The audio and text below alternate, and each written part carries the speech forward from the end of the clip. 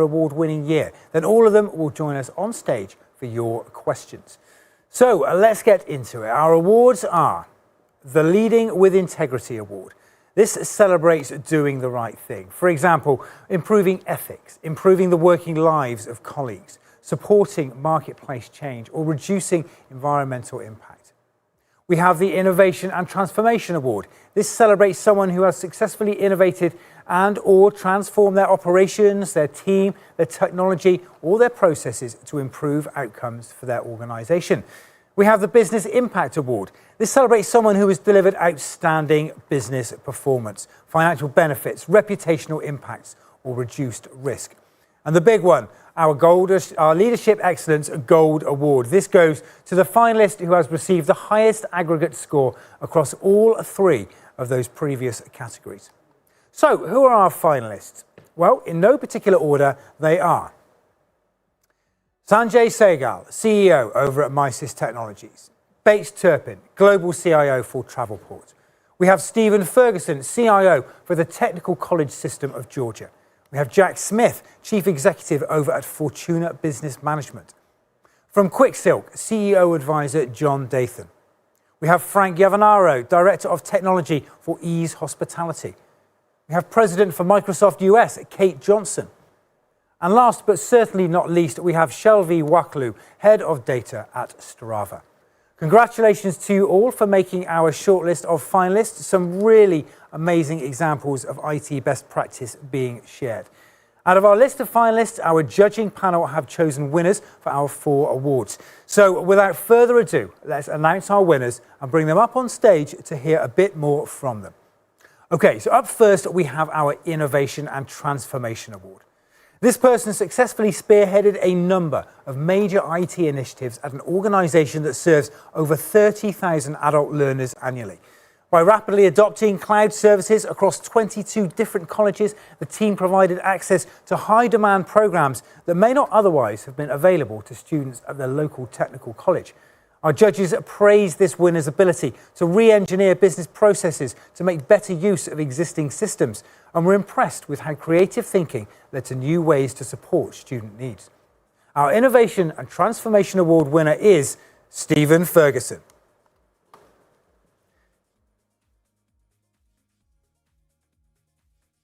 Hi there, congratulations, Stephen. Thank you. Congratulations. Okay, great Excellent. to have you with us. So listen, first of all, many congratulations on a fabulous year. It's been a really challenging year for pretty much everybody. I think everybody's faced some tough times. To come out of it with an award is very special.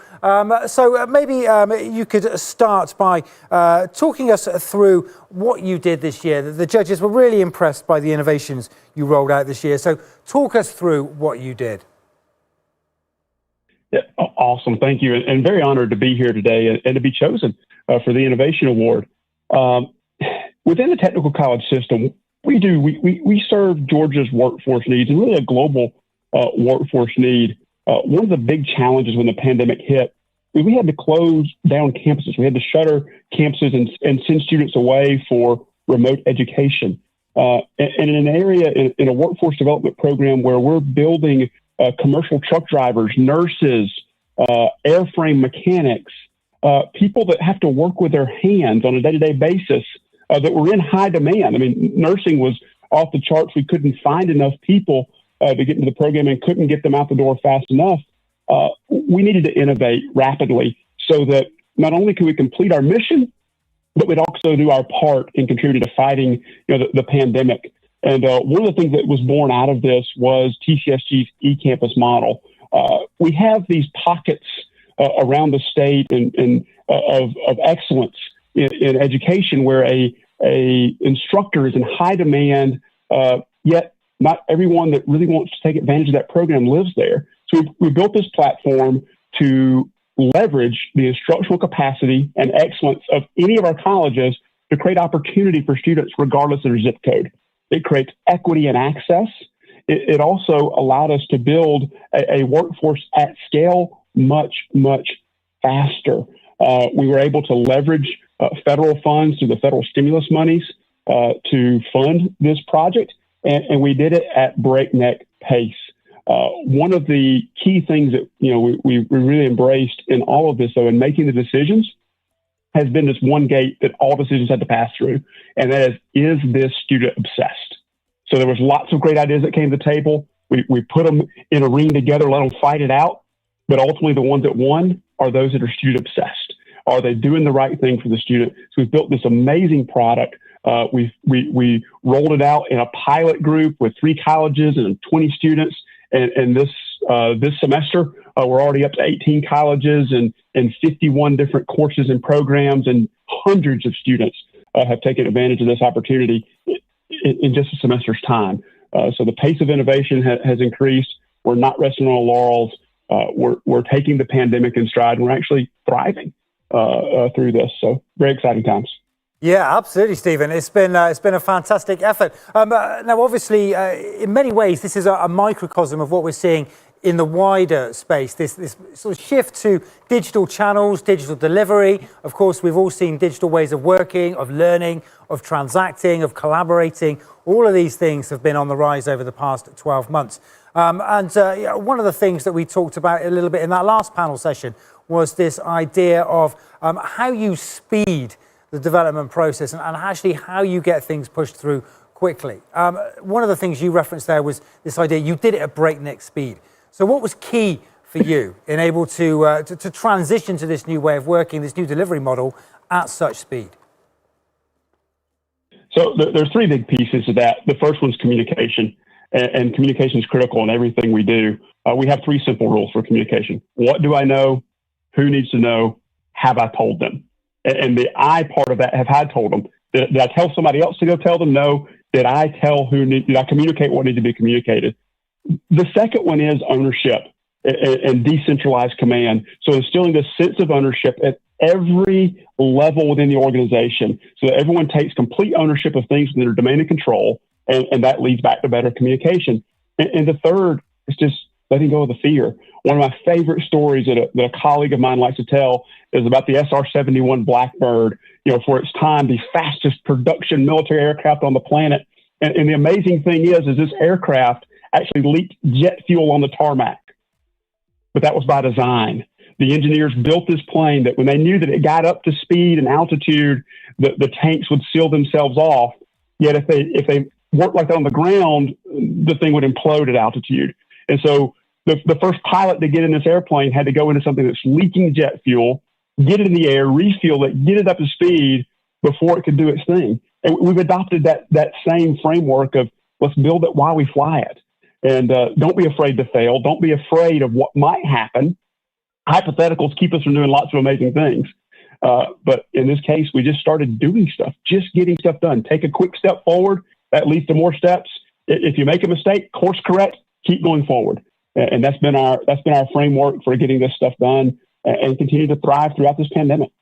Yeah, hugely courageous approach. Do you think it would have happened if it hadn't been for the pandemic? Did you need that push, that catalyst to really force you into this way of working? The greatest force of innovation in our lifetime, right, has been the pandemic. It really, we've always tried to build this culture of innovation and lack of fear and boldness in moving forward. Yet the pandemic really forced people out of their comfort zone. And so, the hardest part is taking that first step. People who thought they couldn't do things remotely suddenly had to. People who thought they couldn't learn remotely or teach remotely suddenly had to, or everything was going to come to a grinding halt. So we already had this attitude of, okay, I'm trying things different. I can do this. And we just capitalized and took advantage of that to keep people in a zone of discomfort, to actively seek discomfort and keep pushing forward, making ourselves uncomfortable so that we could make things happen. And once people started seeing wins and started seeing that it was possible, they readily embraced the concepts of moving at a speed that previously really would have had roadblocks and red flags flying all over the place going, we've got to slow down. But yeah, it's getting people in that mindset. The pandemic helped get them there, and we just capitalized on that opportunity. Yeah, great. I know that one of the things that the judges were particularly impressed by, Stephen, with your submission was its pragmatic nature. And actually the fact that, you didn't necessarily rip out everything and start again, but it did take a degree of re-engineering what you already had, processes, technologies, and actually customizing those to this new way of working. Talk us through that approach. Why was taking that pragmatic approach key to you, first delivering on that speed, but also, I guess, keeping the costs down and doing this in an efficient way? Yeah, so just like every project that anyone embraces, you have a fixed amount of money, right? There's a finite budget. And utilizing existing services, using those in innovative new ways, but also leveraging modern technology. So we didn't want to just take a system and lift and shift that into the cloud. That's not innovative, right? Anybody can take compute and move it to another compute platform. We wanted to leverage services. So what we did is we looked for specific as a service applications that were cloud native that could be integrated with incumbent resources that were either too time consuming to replace, too embedded, or too difficult, too costly to replace and upgrade. And so we use these other services to overlay new functionality to provide integration platforms and integrate resources that were really disparate and siloed and disconnected, so that we could then put forward what is a new front end, new product to the customer, providing new value, utilizing a lot of existing resources in new and exciting ways. Yeah, fantastic stuff. Many thanks, Stephen. You've been recognised for innovation. So what does innovation mean to you in an IT leadership context? Innovation is just this ability of creating new products, new experiences, and really thinking outside the box, or as we think about it, thinking outside the room that the box is in, and coming up with just a different approach. It's collaborative. It's where people come together. That we really do. We pit lots of great ideas into an arena and let them fight it out. So the best idea can win. And that's where innovation comes from. It's everyone freely sharing, their thoughts, their feelings, and how we can make things better for our customers, and how we can make things better for our environment and organizations that we serve, and letting that come together to create something new or generate those new experiences. That's technological innovation. It's not about just implementing technology for technology's sake. It's about doing something for business sake to serve others better. Yeah, fantastic. Many thanks, Stephen. Listen, many congratulations on the award. We're going to be speaking with you very shortly, actually, on our award winners panel. So do stay with us. We'll be back with you in sort of about 15 minutes or so, I would imagine. Stephen, congratulations. We'll speak to you shortly. Thank you so much. Great, thank you, Stephen. Okay, let's move on to our Leading with Integrity Award. Our winner here was described by the judges as demonstrating an outstanding commitment to the community. The judges were particularly impressed by our winner's strong efforts to support veterans and other veteran-owned companies, which, coupled with their inspiring youth leadership efforts, provided an invaluable resource in tough times. Judges were also impressed with the response to keeping the business alive throughout the pandemic, citing our winner's approach to using remote workers and technology to run support centres as particularly innovative. Ladies and gentlemen, please put your virtual hands together for our next winner, our Leading with Integrity Award winner, Jack Smith.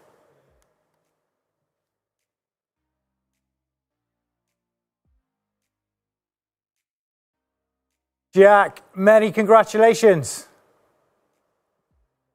Jack, you may be on mute there. Did it. I thought you guys would unmute me. Sorry about that. Hey, no worries. We've got you. We've got you. Hey, listen, congratulations, Jack. A well-deserved win in the integrity category. Great to have you with us. Similar to Stephen, really, talk us through what you've been doing over the course of the past year. You know, what's been top of mind? What's been your key area of focus? Well, trying to stay connected while being completely separated.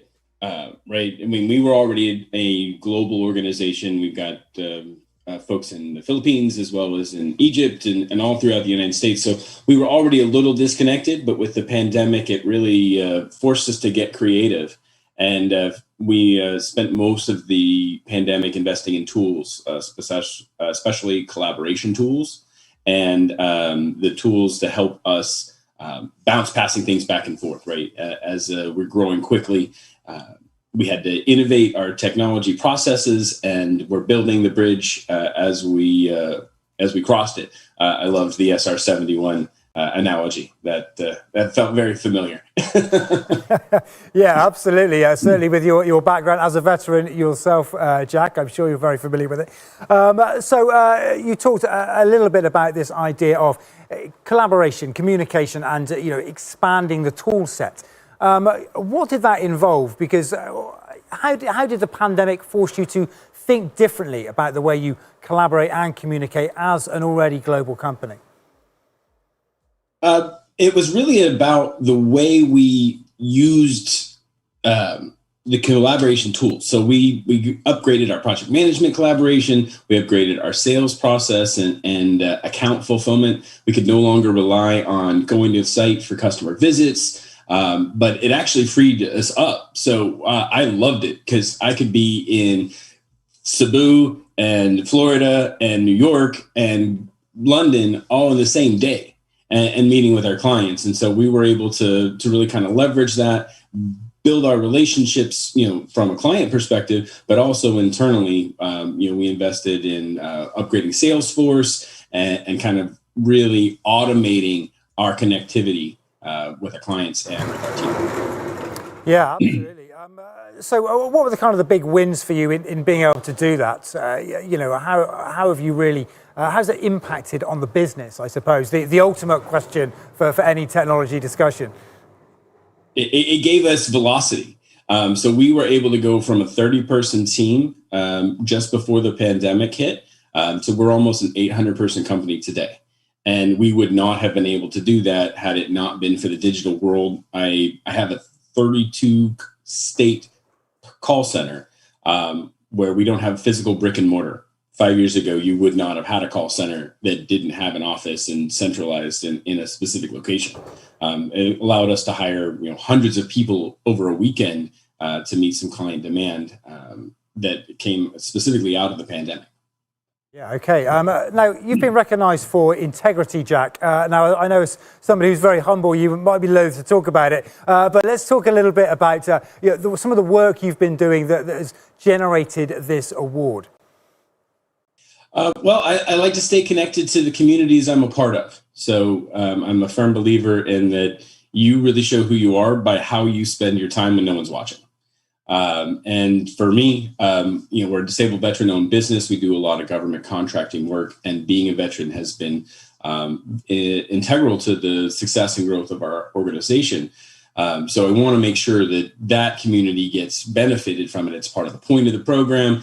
We hire veterans. Almost my entire management team is vets. One of the things that really is a passion point for me when it comes to veterans is that you lose that camaraderie, you lose that connection that you've built in the military. The moment you sign up, you should sign off and you're done, you're on your own and you're back in the civilian world when, every day you've had everybody beside you, everybody move into the same mission and kind of have the same goals and integrity. So by building an organization where we draw veterans to us, you kind of get to duplicate that because, being a veteran is instant rapport. And so that's really been a way to kind of build that culture. And as veterans, we were willing to do what it took to accomplish the mission. So integrity is built in kind of by definition. Yeah, and I know you've been doing a lot of work with kind of support centres and outreach, etc. How important is it for organisations to foster those ties with the community and actually demonstrate more of that social conscience? Honestly, I feel like it's the best sales tool there is out there, right? As an organization, you put your money where your time is. And so you show that and you meet clients along the way, you build relationships, and maybe you prove who you are and what's important to you. I'm a big fan of Simon Sinek and start with why, right? And so they don't buy who you are, they buy what you do and why you do it. And you show that by getting involved in the community and kind of supporting the things that help everybody to be successful. Yeah, absolutely. Now, Jack, you are a CEO rather than a CIO, yet closely involved with many of the technology decisions that get made in the organization, displaying great technology leadership. How important is it, do you think, that the CEO has that knowledge and awareness and appreciation of the role that technology can play in a business moving forward? Well, I feel like today all businesses are technology businesses. One of the panelists just mentioned it before, that there aren't technology projects. There are only business projects that where we leverage technology. It's actually, our tagline is maximizing business through technology. It's kind of focused on how to use technology to deliver better, faster, more efficient service to our clients. And so being technology exposed, I mean, I was a programmer in the Air Force. I've been in IT since the beginning, and so having that core to who we are really allowed technology to kind of be ubiquitous within the organization, not kind of the necessity that it used to be 20 years ago. Yeah, great stuff. Jack, you've been recognised for integrity. What does integrity mean to you in the context of technology leadership? Integrity means doing the right things even when no one's watching, right? So, from a technology perspective, it means making sure that we're protecting all of our data.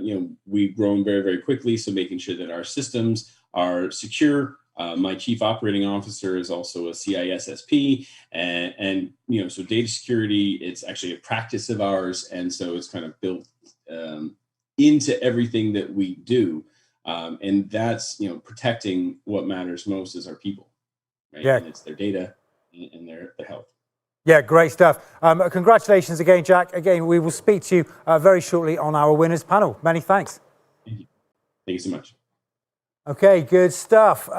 Perfect. Right, we'll see Jack again in just a few moments. So now on to our Business Impact Award. Now, the judges described our winner here as doing a brilliant job of providing technology, tooling and support throughout the pandemic, both within their own organisation and across a huge global customer base. They cited one product in particular as being essential to doing business in the pandemic world. Our Business Impact Award winner is Kate Johnson.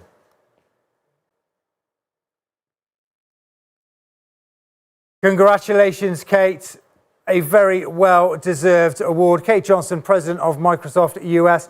Now, unfortunately, Kate couldn't be here with us to accept the award today. Microsoft doesn't just run itself, but we will make sure that she receives it. Sorry about that, folks.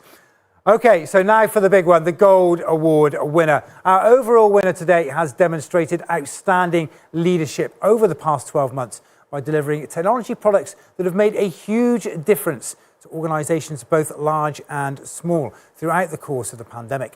Under our winner's direction, their organisation was named one of Fast Company's most innovative companies of 2020, while our judges were particularly impressed with a multifaceted approach to diversity, inclusion, empathy and courage within the workforce that they believe led directly to improving overall business performance. Ladies and gentlemen, our Leadership Excellence Gold Award winner this morning with her second award of the day is Kate Johnson.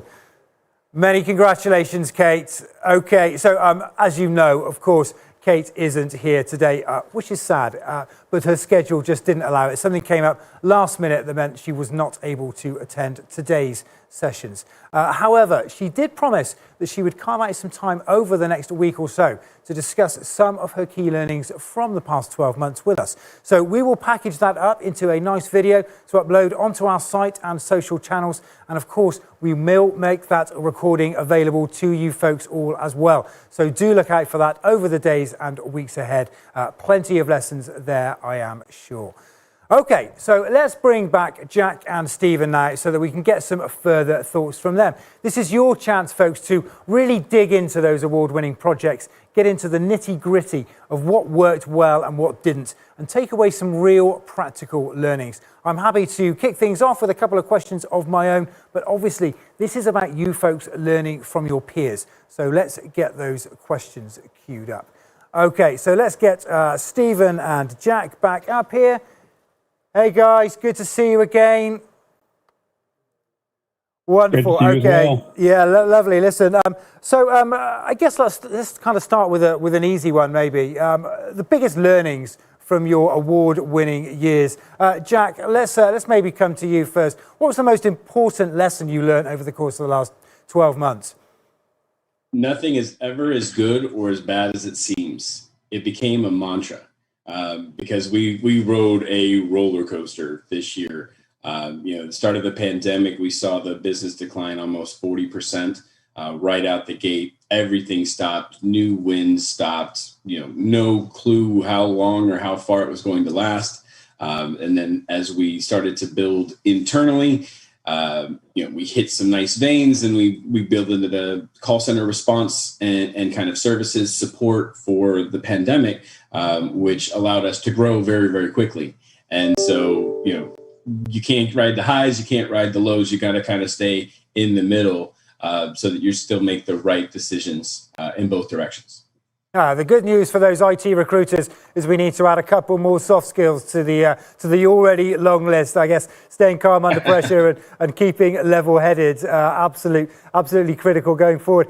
Stephen, how about yourself? What were the big learnings for you? Well, first, I want to reiterate the mantra of 2020, which was, I'm sorry, I think you're on mute.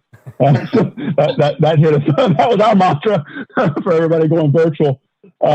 But the biggest lesson I learned is there really isn't a status quo. We believe there is. We establish something that is the norm, but a lot of times that is just our own internal excuse for not changing. It's like, oh, this is the way it's done. But there isn't a status quo, and so if you challenge it and you just have that initiative, to go after it and the boldness just to challenge it. Most often you feel there really isn't a ceiling. You can do a lot more than you ever thought possible. It just takes a group of people that really want to enact change, enable change, because status quo really doesn't exist.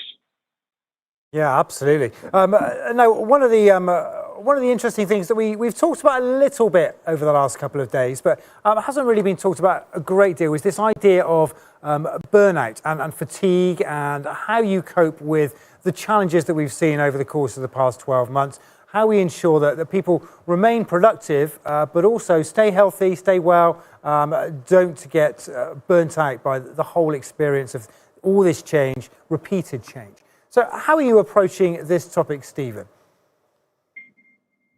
Interestingly, I struggle with this as well, and I'm sure a lot of people do. During the pandemic, I feel like a lot of folks got more done. We participated in more collaborative sessions, but we did it at the expense of the mental breaks that were necessary. In traditional meetings, a lot with the face-to-face, you had time to walk down the hall. You didn't schedule something back to back to back because you had travel time. You had, hey, I need to go print some notes. I can catch up on email before I go to the next meeting. But in the virtual world, we started scheduling things in like 5-minute increments. It's like, oh yeah, I can fit this in between these two calls, and it's okay if I'm double booked. I'll leave this one early. I'll hop on this, and then I'll go there. And so our big one has been trying to intentionally schedule some transition time and start booking that on your calendar. I'll give Microsoft some props with their new calendaring apps. And the new AI assistant and everything. They're actually saying, hey, would you like to schedule some quiet time? Do you want to block off some time in your calendar throughout the day that gives you that opportunity to catch up on email? Because during 2020, we found ourselves at 10, 11, 12 o'clock at night trying just to get through today's emails because you never had an opportunity to hit it. So lots of fun there. And certainly we are we're working on that. I won't say we've accomplished it yet, but we're working on it. Yeah, but interesting to recognise that technology has perhaps some of the answers there in terms of enforcing some downtime as well as enabling productivity to go up. Jack, let's get some thoughts from you on this one. I mean, honestly, Stephen kind of emulated our path as well, right? I kind of mentioned it in the earlier panel. I was meeting all over the world and with all of our clients, and it's really, really easy to wind up back to back, or that meeting's only going to take 10 minutes, so I'll drop in 10 minutes late to the next meeting, and then you get to the end of the day and you're exhausted. And so we really did. My assistant and I really worked hard on trying to find some mental space time to really kind of be strategic, while also finding moments to brevity.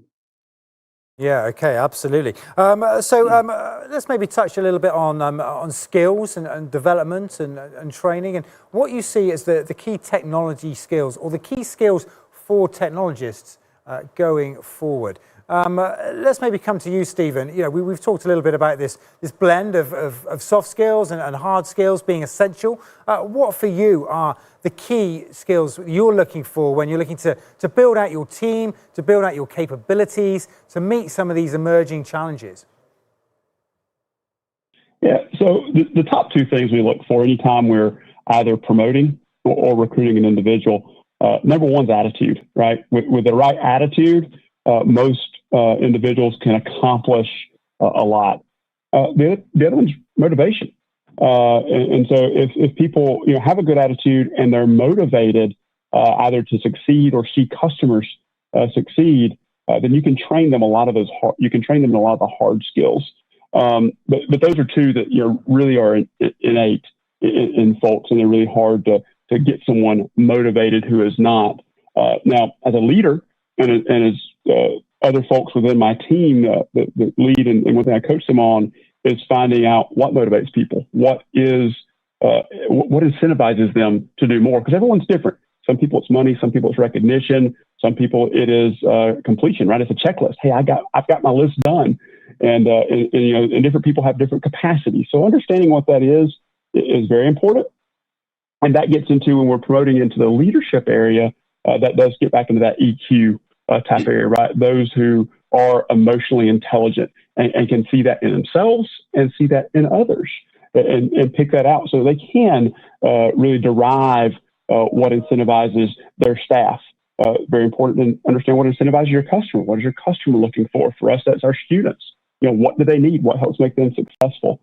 But people that can navigate that can almost learn any other skill. There's obviously jobs where you got to have a high level of skill, but any day I'd take someone at a moderate level and build them to a higher level if they have the right attitude and start out with those right soft skills first, rather than take someone that has doesn't have the soft skills but can perform at a high level. So. Yeah, really interesting. Thanks, Stephen. Jack, does that put a greater burden of responsibility on, I guess, kind of the manager level to actually identify what motivates people, how to empathize with them in tough times, in good times, to empower them to do better? Yeah, I mean, absolutely it does. Connection is key. As he was talking, I was kind of thinking through the other skills. It's the other sides of those coins. It's the collaboration and the adaptability, which, not once have we talked about technical competency here. 10, 15 years ago, you could be the best coder in the world or the best, database or network guy or whatever. And, that was enough. And you could get away with being really good performer and not so good of a corporate participant. Not trolls we used to call them back in the day. You can't get away with that anymore because the technology moves so fast and is so connected to the other departments that collaboration is probably the most important skill, I would say. Even outside of technical skills. Okay, fantastic. Many thanks, Jack. Okay, so one final question for you both. Aside from consolidating the amazing work that you've both been doing this year, what's going to be key for you as we look forward to the rest of 2021 and beyond? What is next for you in the pipeline? Jack, I'll come to you first with that one. So stabilizing, right? We've gone through a period of really rapid growth. And so right now we're trying to bake that in, building in governance and structure, building in the data-driven methodologies that, when you go from a 30-person company to an 800-person company, you don't have time to build that infrastructure in place. So now we're kind of going back and trying to get smarter about how we deliver, capturing our metrics and making sure that we solidify this new growth and that it's not just a peak, but it's just one more plateau along the way. Yeah, nice way of looking at it, Jack. And yourself, Stephen, what's next for you? Stephen, you may be on mute there. Your favorite quote, sir. I did. I tried to leave that in 2020. Check that out. So I unmuted the phone and not the other device.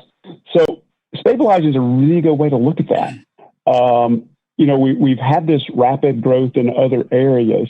And so one of the goals right now is going to be to maintain that growth that we've seen in our online and remote environments, and then rebuild that in-person environment, right? So don't lose the ground we've gained, but bring the others, that kind of stood by the wayside, bring that other market back up to where it was, pre-pandemic. So stabilizing is a great way to look at that. It's also taking advantage of the resources that we have implemented. So some things were done ad hoc that were not as exciting or planned out. And, the best way you can do that is kind of catch and release, right? Let's put some enterprise wrappers around it. But those things spurred innovation. They gave people abilities to do things they couldn't do before. So let's capitalize on that. Let's ingest that and make it something better. But probably the most important thing we're going to look at in the next 6 to 12 months is what can we stop doing? And that is, we have adopted new processes, new technologies. What efforts are being duplicated? What things are we now wasting money on, or wasting time, or really are serving as technical debt for us? So what can we stop doing is something I want to take a good hard look at, probably over the next 12 months, as we really start, embracing all of the new technologies and process procedures that have been implemented during this time. Yeah, nice way of looking at it, both of you. I like the idea of not just what you can start doing, but what you need to stop doing as well moving forward. I think that's a really important takeaway. Stephen, Jack, many thanks for sharing your thoughts here today. Much appreciated. And congratulations from everybody here at the team once again. Thanks, guys.